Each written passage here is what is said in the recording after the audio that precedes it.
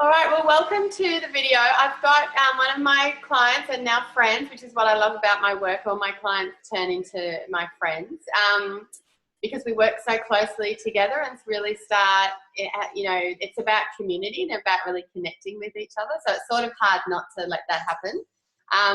And this is Tara, and of course I'm Tara, so I don't know, it always makes me laugh. So welcome, Tara, and thanks for coming along. So Tara's been coming to yoga and working, getting more and more awareness of working with the moon cycles. And as I've said so many times, if you're out of sync with your morning and evening routine, or you go to bed too late or too early, it really mucks you around. And same with summer and winter, like we really come into a good rhythm with that. And if we've been inside too much in summer, we just want to get out, and in winter we don't want to be out, we want to be more coming inward. And the cycle of the moon is the same. So a lot of us are completely detached from the cycle of the moon. And I always say, what if I told you that the moon cycle affects us as much as the day, night, and the summer, winter? And I want to invite Tara to tell us a bit about her experience. And if she would agree with that, which I think she would, as you start to just observe and come into awareness for that. So thanks so much for your time, Tara. What would you say how you felt your life was, how you were feeling in your life? Because you tick all the boxes that your life's a success with work and career and family and health and everything. But what was missing at that time when you first sort of started coming to yoga? I think it was me. I was missing. Yeah. I was giving a lot I've got 3 kids. I work part-time. I support my husband's business and do his books. And I kind of, spread myself too thin, and there was nothing of me left really, which is what drove me to seek something for myself. And I thought, I can fit in 1 hour of yoga a week. That's a good start. You thought you were just coming to yoga? Yeah, I did. It's opened up this whole new world. It's just cracked open. It's like when you become a parent for the first time and you realise that there's this whole other world of parenthood going on. I feel like that with yoga. There's this whole other world I wasn't aware of. Yeah, that's right.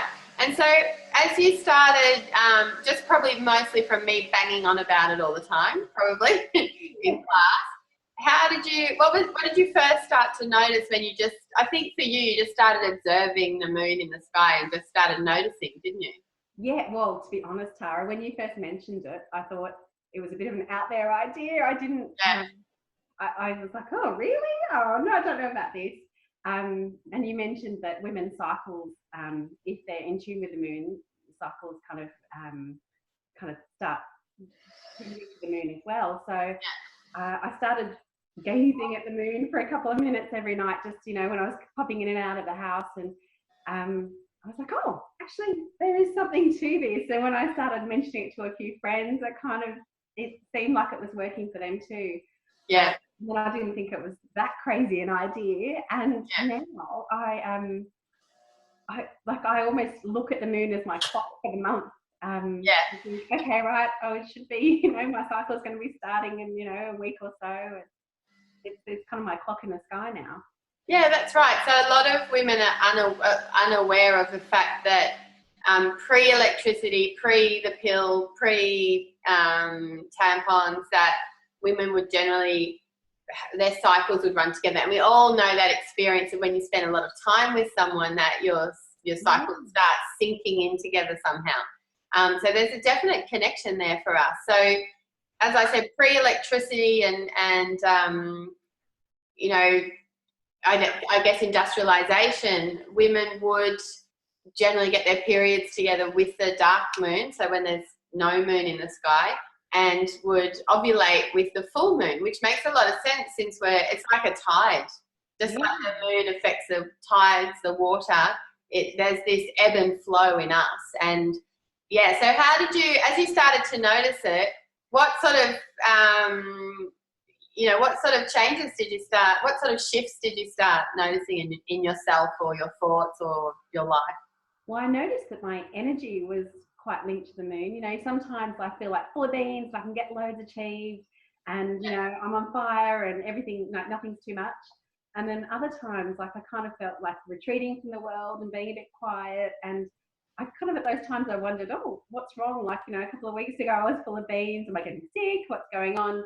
As I've started paying more attention to the moon, I've kind of realized that my energy levels are in sync with the moon. And when there's a full moon, I'm full of beans, almost to the point that like I've got this drunken energy that I can just keep going and going. And you know, those nights I sometimes like I'm on fire till midnight just getting things done. Yeah. And then with the dark moon, you know, by 8 o'clock, I'm kind of ready to, you know, put my feet up and have a meal time and just read a book and be quiet and have an early night. Yeah. So then that honoring that, because I do, when we don't honor that, we can get stuck in the full moon energy. Yeah. And get a bit manic and sort of stay up there, which in the end is exhausting.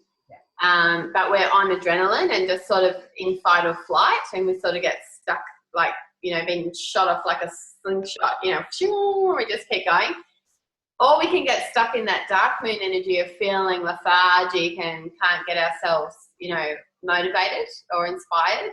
So when we actually, because we're sort of fighting it and working against it, so when you start actually honouring it and just going, oh no, it's okay, I feel, I just feel like an early night tonight, and that's okay, and not try to make it, is there something wrong with me? And then what do you feel after you've allowed yourself to rest with the dark moon and to just have that early night, or just slow down, or, you know, sort of let yourself off the hook a bit? What does a retreat, as you said, like retreat into yourself? What happens after that? Yeah, well, it feels really good because it's like permission to rest, and that's when I get the energy to kind of, you know, go a bit more, like, you know, get back up with the cycle and go hard again at, you know, all the things I want to do. So I think in the past I've never let myself rest. I've always just kind of expected that I'll run at the same speed all the time. But really I'm running myself into the ground, and that's when I get sick and things kind of all start to go wrong. And now I feel like I've got permission to rest, but that rest actually gives me more energy in the new cycle. And overall, I'm achieving more than I was before when I never rested. But that's the thing. In that space of resting and retreating, which is the same as your daily meditation or the little bit of time out, but it's particularly powerful with the dark moon because the energy is restful around you. A lot happens in that space, doesn't it? Yeah. And then the rest, a lot of stuff settles, you get a bit of clarity, everything doesn't feel so overwhelming. What else did you notice that happens out of that, in that space, or because of giving yourself that space? I think I'm being a lot more intentional with my life. I think in, you know, leading up to the whole new world of yoga, I was almost just putting out fires every day, or like, okay, what have I got on today? Just doing, you know, going through the motions. Whereas, you know, working with you and seeing that, you know, you set your intentions at the beginning of the moon cycle, and you know, during the build up to the full moon, you get lots done, and then as the waxing moon, you kind of make sure you tie up all the loose ends. You really have been listening, haven't you? I love it. It's so good. But I feel like now, like, it's almost like, it sounds very corporate to say goal setting, but at the beginning of every month, I do think, okay, you know, what do I want to move my life forward this month? What are the things I can do? And, you know, set those little intentions for that month. And then I spend, you know, I'm actually intentional about spending my time on those things, and all the putting out the fires kind of is the second priority, or, you know, that goes to the back. And I just find that I'm actually creating the life that I want more than I was before, when I was just get caught up in the machine of it all. Whereas now I'm, you know, thinking about, okay, what do I want to achieve this month? What, you know, changes to my life, or what do I want to do for my family, or what's your so it's a way of prioritizing, doesn't it? So with that rest, with the dark moon, everything gets to settle, and then it's quite easy then to see your priorities at that time. And if you don't stop and settle, you just keep going on the path that you were on last month, but maybe life's taken a bit of turn now, but you've missed it. Yeah. You know what I mean? So because you're stuck on this sort of linear goal setting, like you're just heading in that direction, but actually this has happened over here, and you don't even want that anymore, but you're still charging along towards it. And so then you sort of, I like to think of it, you sort of like the little leaf flowing down the river, and that's, you know, just working around, I guess almost the path of resistance, but also the most productive path for getting what you want to bring, where you want to go, but also what you want to bring into your life. Yeah, so then you get more flow and less resistance. Are you finding that? Yeah, absolutely. It just, and as you say, each month, you know, like last month, my goal was something almost completely different, and a few curveballs have come up during the month, and I've reevaluated, you know, during the rest phase, like, hey, you know, is that really where I want to go? And then in the new moon phase, I'm like, okay, right, I actually have to change direction a bit, and, you know, that's not the right thing for my family. Yeah. So it makes me actually think about those things more rather than just, you know, go with what life throws at me. Yeah, right. Yeah, it really takes you from being dragged along by life and stuck in the fight or flight, or for some people, like they might get stuck in the bit of depression, which is that like stuck in a lull and like no inspiration or motivation. And yeah, it brings you into this cycle that sort of gets a little kickstart each month. But you've got to start with that rest. So what I feel like is the best thing to do for anyone listening is to start with observing the moon and then just noticing. Don't need to do anything.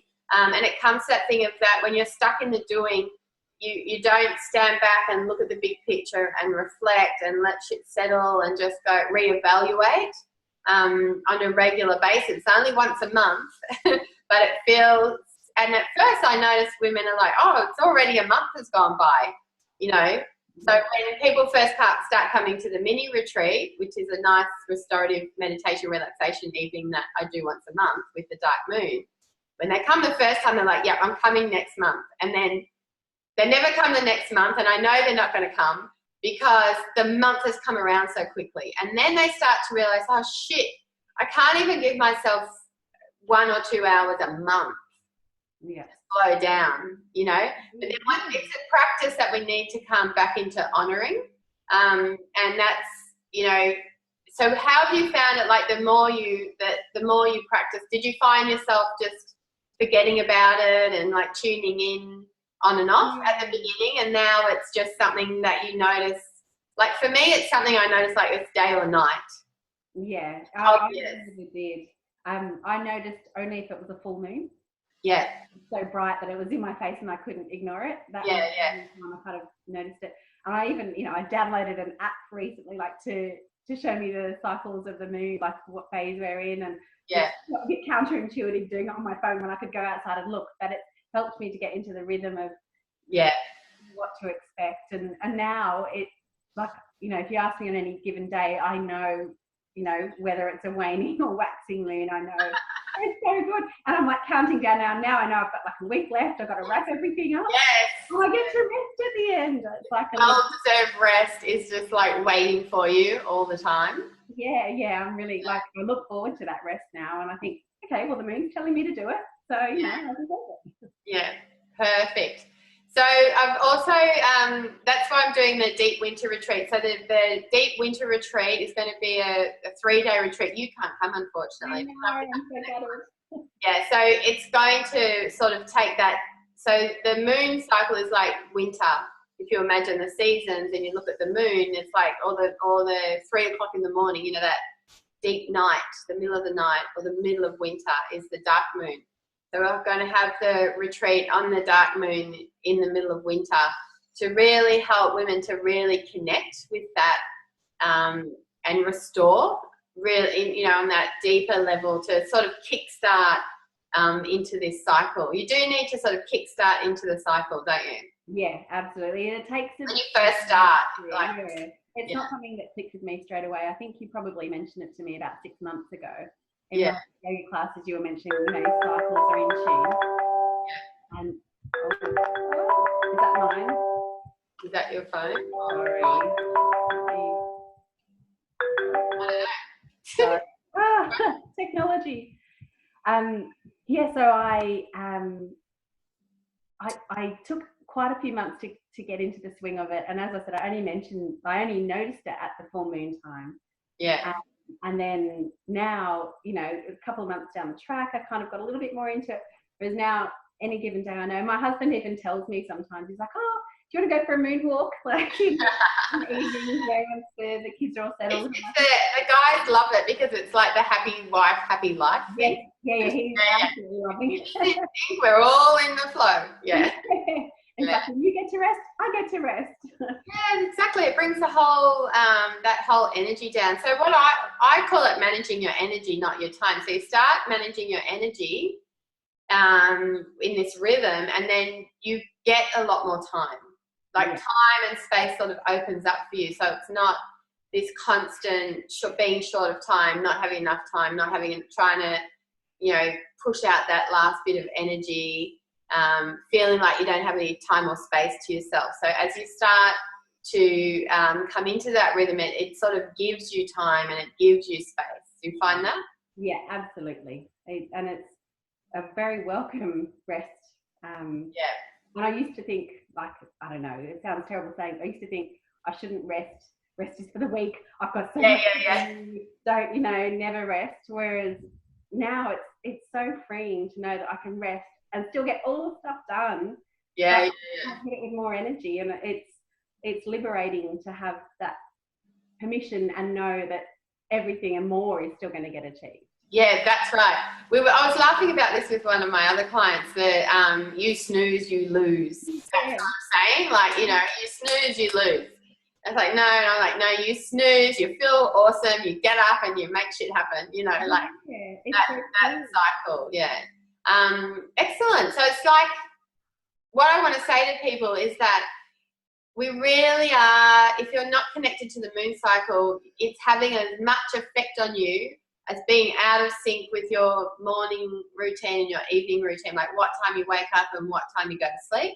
And it's having as much effect on you as the summer, you know, the seasonal effects that summer, autumn, winter, spring has on us.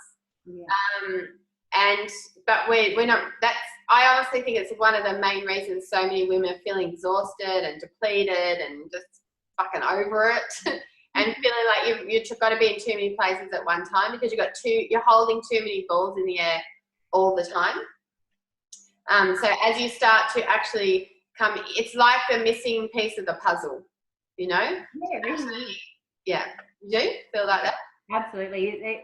It sounds crazy, but it really has totally changed the way I operate in a really positive way. Like, and as I say, it's, you know, I mean, I come from the corporate world. It seems like, you know, at first it was so different to, like, you know, I'm used to kind of running by the clock and not looking up at the sky, but it really has made a big difference to the way I operate. Yeah, that's awesome. There was one more thing I was going to say about, what was it? So as you come into that rhythm, you're also, that's what I was going to say, like it's like a missing piece of the puzzle. And when you plug it in, it's almost like you're plugging into this extra source of energy and awareness and your intuition. So it's in that space that your ideas come up, your creativity, your inspiration. So, you know, after you do have that rest, you start going, oh yeah, that's what, I know what I need to do. Yeah. I know what one of the children needs, or this is what our family needs, or whether it's work or whichever way. So there's that, we're missing out on that inspiration and that sort of clean, it's almost like you're giving yourself a clean slate each month, like a blank canvas for your life, you know, and you start where you're at, which is a real yoga thing, isn't it? Yeah, absolutely. Create from there, and it comes out of that space. And so when you're not doing it, you don't realize that you've set yourself off on a trajectory and you're missing out on this regular check-in, regular time to get ideas. You're missing out on ideas. You're missing out on your intuition. Like there's lots of little pieces that are just, you know, sort of suppressed. Yeah. Yeah. And it feels like I'm operating, as I say, like at a deeper level. Yeah. You know, rather than just, I was kind of gliding along the surface of life, I think, just going through emotions. Okay, what needs to be done? Who needs to be dropped off? Where do you know?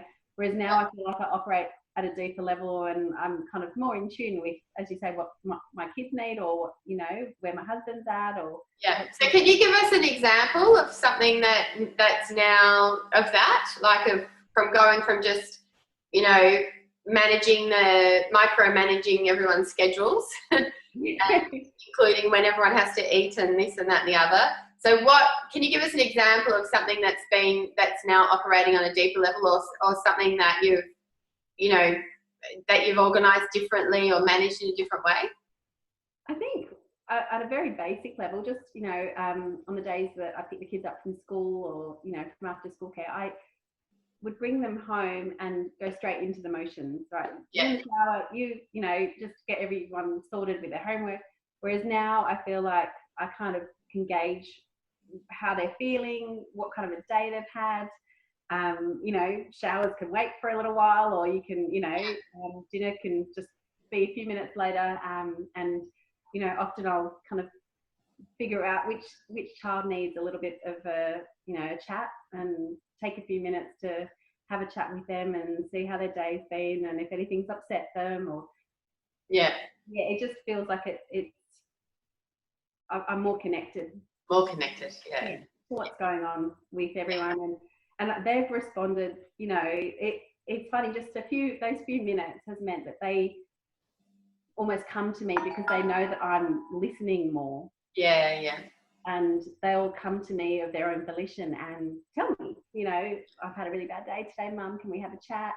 Whereas, a couple of months ago, they might have thought, oh, I better not do that because Mum's like hell-bent on getting dinner on the table. Mum's like, in military mode, don't disturb her. Yeah, Mum won't be happy if I break the routine. So I think, now everyone in the family is kind of a bit more comfortable with kind of going with our moods and how we're feeling, and just ignoring not ignoring the routine, but being able to be flexible with the routine, because, other things are far more important, really, aren't they? And it's funny because flexibility is actually a really important quality, like in the workplace or as an employee or a manager or whatever. So while you want to have a nice routine, you want to be able to be flexible as well, because also creativity comes into that, and problem solving and ideas. And then you're coming into more of a rhythm rather than a routine. Yeah, absolutely. And it works, as you say, even at work, I feel like it's helping me there, with some of my teammates and my team. Like, I can, rather than just kind of saying, right, okay, where's that report? What's happening today? I feel like I can read the mood a bit better. And I know with the moon cycles, like I've started my planning at work to be in tune with the moon cycles as well. But not that I'd tell anyone that worked that, but I would take out my colleague for a coffee in the first week of the new moon phase, and I'll say, okay, right, what do we want to achieve this month, and where we're up to, and do all the planning at work as well. So I feel like it's kind of incorporated it into almost every part of my life now. Yeah. Oh, that's so exciting. And then we did the sensational recovery course, and we've been looking at really building up that strength physically from sort of the foundation up, and rearranging your life, and which has been exciting. And then that connection as well. So deeper connection with yourself, deeper connection with nature and the rhythms around you and all the people around you. Yeah. And then that opportunity just to be around other women and start having this conversation. How's that, as a last question, how's that sort of impacted as well for you? I think it's allowed me to see where my priorities are, what's important to me. I've always been a yes person and a people pleaser, and it's helped me to kind of see that, when someone asks me to do something or invites me to something, kind of run it through my kind of framework of, where my priorities are, what's important to me, and be okay with saying no to things. Yeah. And I feel, a lot better within myself. I feel like stronger and healthier because I feel like I'm taking care of myself, and that I'm not last on the priority list, or not on the priority list at all. So yeah, I feel like and I feel like there's a lot more potential, and my life is a lot more room for interesting things to happen and good things to come to me, because I'm making space in my life and getting rid of the things that were there to please other people or for the sake of it. It's kind of, okay, is this, it's helped me really to design my life and start designing it rather than just be kind of waiting for things to come to me. Yeah. And that's the last thing I want to bring up, is that thing of as you start being more in control of your life, and connecting with other people and having this conversation, that a lot of doorways start opening up. And we are really indoctrinated into, if you want something done, do it yourself, and you have to work hard, and you do. There's a lot of truth to that. But then if you're only with that tunnel vision, you're not allowing space for some things to just happen and some things to just fall into place, and to stop and observe where things are and then navigate that the best that you can. And with that is navigating it for everybody. So whenever I start working with someone, they always write down, I get them, you've done this, categories of your life. And I laugh to myself, because I know everyone's going to do the same thing pretty much, is they put every category of their life in relation to other people, but they don't just put me. Yeah. Just because they'll put health and fitness, but that's in relation to being able to work and manage the kids and do everything else. That they don't just put just self or just me. And I'm always like, you forgot to put you. But then as you start designing your life and creating your life and creating new habits that are going to make that happen easily, then you're not finding me time.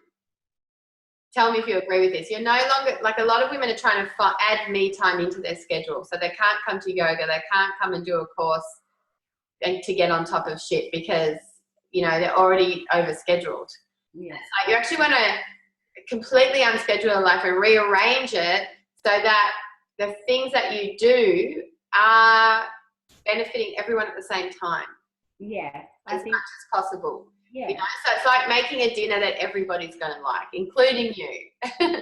Or doing a weekend activity that's going to tick a lot of boxes at the same time, including what you need, rather than depleting yourself the whole time running around after everyone else. So I want to make it clear, you're not sort of you are going to find some me time, but you don't need as much me time, because your general lifestyle is now supporting you as well as everybody else. Would you agree with that? Yeah, absolutely. Even just last weekend, I said to my husband, we're running around on weekends with basketball for, one of my sons, and, another activity for another one. And I thought, we're sitting on the sidelines watching them, and the kids don't seem to be getting loads out of all these activities. Why don't we figure out one day a week, like a Sunday, where we can go on a family picnic or go for a bushwalk or go to the beach, and we all feel less frazzled, we're all connecting, and it's about me time, because I'm truly connecting with my family. I'm out in nature. I love it, and I don't need to be away from them to get me time. Yeah, that's right, because you're looking after yourself as well. Yeah. With those priorities. Yeah, that's perfect. Excellent. Thank you so much. It's so good to see you looking so gorgeous, and to see from when I first met you to now just how you're just more relaxed and life just sort of feels more abundant and flowing. Yeah. And for everybody else listening, I'll just put in the comments a couple of links for things coming up that can help you to get started with working with the moon cycles. It is a habit that you need to create. So therefore you've got to practice it. And I find the easiest way is just to start observing the dark moon. And if you want support with that and you live in my area, then we have the mini retreat. But also I've got a number of programs and the winter retreat, where you can really kickstart that and really connect with it on a deep level, and then start, keep working with the practice from there, and come into a group of supportive women and sort of start, having conversations that we really don't get a lot of opportunity to have about, not what I think of it is supporting the whole woman. We get periods. We all get tired when we get our period, but we have to pretend we're not and get up and go to work, and you know, so actually like honouring ourselves as a whole woman, and the bonus there is that you actually get a lot more energy, you get a lot more shit done, you don't feel cramped in, you feel you have more time and you have more space and more room to move, and then life does start getting a bit more of a flow and more in sync, where things feel like they're working nicely within each other. So I'll put a couple of links down there for anyone that wants to check out where would be the best place for them to start. But what's your advice for someone who's just going like where you were going, this woman's a little bit crazy, but I'm going to check it out because she won't shut up about it. What would be your... Step outside. You know, take 2 minutes of your day to step outside in the evening and just check out where the moon's at. If you need to download an app to help you on that, you know, go for it. And just kind of slowly watch, you know, your energy levels and as a woman, your cycle in relation to the moon, and just kind of allow yourself to slowly get in tune with it. Yeah, that's it. It's just that watching and observing and noticing, isn't it? Yeah. And then that's always the biggest step. And then the rest sort of starts pulling you in and finding its own momentum after that. Yeah, absolutely. You can't wait to keep going then after that. You get a bit excited like I do, and you're like, right, Tara's onto something. She's not just making this up. No, I'm definitely not making it up. I think like a lot of Indigenous people will back me up on that one. Yeah, I know. And the more you read about it, you realise that for like thousands of years, this has been the wisdom. And it's only in modern times that we've cut off from it. And you think, oh, yeah, gosh, you know, it's totally industrialisation where we've really cut off from it. Yeah. And now women are feeling, I'm seeing it just with so many women just so exhausted and over it and just thinking, fuck, this is just too hard. Why am I doing this? Yeah. That they're starting to look for that missing piece of the puzzle. And I honestly think that being in sync with the moon cycles just as much as you are with the sun, you know, day and night, and summer, autumn, winter, spring, is one of the big missing pieces of the puzzle that people are sort of looking for at the moment. Absolutely. Yeah. All right. Well, thank you so much. See you at yoga. Yeah, see you. Have a lovely day. Yeah. Thanks, Tara. Thanks. See ya. Bye.